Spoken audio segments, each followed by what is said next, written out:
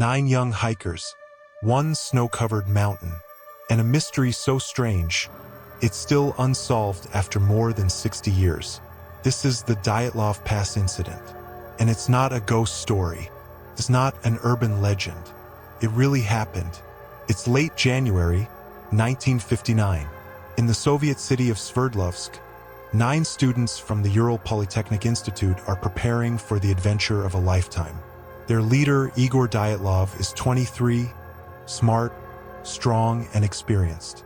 With him are 7 men and 2 women, all trained hikers. They're young, full of life, and eager to tackle a route that will take them through deep snow, freezing temperatures, and the desolate beauty of the Ural Mountains. Their destination, Ural Mountain. To get there, they'll cross an area the indigenous Mansi people call Kolit, the Mountain of the Dead. On January 27th, they begin their trek. At first, spirits are high. They keep journals, take photographs. But the weather turns quickly. The temperature plummets to minus 30 degrees Celsius. Snow and wind make progress slow. By February 1st, they've strayed off course, ending up on the eastern slope of Kolit. Deciding not to lose ground, they pitch their tent right there on the mountainside. They eat, talk, maybe laugh a little, then settle in for the night. It will be the last night of their lives. When the group misses their expected return date, no one panics at first. Bad weather often delays hikers, but days pass, and there's still no word. On February 26th, search teams finally locate the tent. What they find is wrong. The tent is half collapsed and slashed open from the inside. Inside, boots, coats, food, all neatly placed. Outside, footprints, barefoot, some in socks, leading away into the snow. The rescuers follow the trail until it disappears under fresh snowfall. The first 2 bodies are found under a large cedar tree, just over a kilometer from the tent. They're barefoot, wearing only underwear. The tree above them has broken branches, as if they tried to climb it. A few hundred meters away, 3 more bodies are found, Igor Dyatlov himself and 2 others. They seem to be crawling back toward the tent when they froze to death. At this point, it looks like hypothermia killed them. But where are the others? 2 months later, in May, the last 4 hikers are found in a ravine, buried under 4 meters of snow. These bodies tell a different story. 2 have massive chest fractures, so severe a medical examiner says the force would be like a car crash.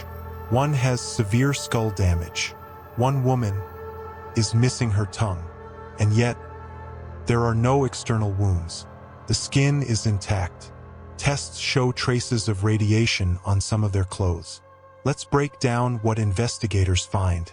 Tent slashed from the inside, suggesting they fled out of their own choice. No other footprints, no sign of strangers or attackers. Radiation, levels higher than normal, origin unknown. Orange-tinted skin and hair, maybe from sun exposure, maybe something else. Witness reports of glowing orbs. Villagers miles away saw strange lights in the sky that same night. The official Soviet conclusion? Just 6 words. An unknown compelling force caused their deaths. And that's it. The case is closed. Files are locked away. Over the years, researchers and armchair detectives have tried to explain the Dyatlov mystery. None fit perfectly. 1. Avalanche. The 2019 official reinvestigation points here. A small, slab avalanche buried part of the tent, forcing the hikers to escape quickly. But skeptics argue the slope wasn't steep enough, and there's no sign of snow damage on the tent when it was found. 2. Katabatic winds. Sudden, violent downslope winds could have made staying in the tent deadly. These winds can disorient and terrify, but how do you explain the injuries? 3. Military tests. The area was known for secret Soviet parachute mine testing. Explosions could have caused internal injuries without visible wounds. Radiation could match military activity. And those glowing orbs? maybe flares or illumination devices. 4. Infrasound. A rare wind pattern might have created low-frequency sound waves. Humans can't hear them, but they can cause nausea, panic, and irrational behavior. Could this have driven the hikers into the cold night without proper gear? 5. The fringe theories.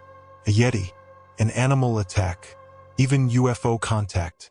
None supported by physical evidence, but none entirely ruled out either. In 2020, Russian prosecutors officially declared it was an avalanche.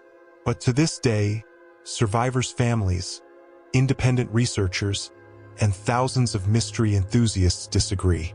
Because here's the truth: avalanches don't explain the missing tongue, or the glowing orbs, or the radiation, so the Dyatlov Pass incident remains a riddle frozen in time. And somewhere, in that endless white wilderness, the wind still howls across the mountain of the dead. Maybe it's just the mountain, or maybe the mountain still remembers.